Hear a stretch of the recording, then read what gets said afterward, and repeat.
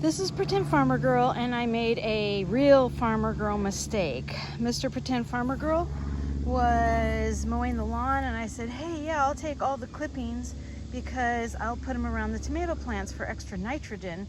I made sure that I didn't get them too close to the base because I didn't want them to smother the plants. And so I was so excited, and I'm putting it down, and I'm doing the whole row, and I realized, I bet you I just planted 1 billion seeds right next to my tomatoes. But you know what? It is what it is. I'm still a pretend farmer girl, right?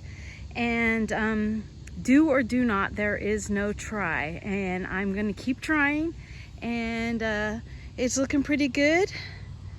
I'm gonna keep plugging away one day at a time, and hopefully we will have some veggies someday. This is Pretend Farmer Girl signing out.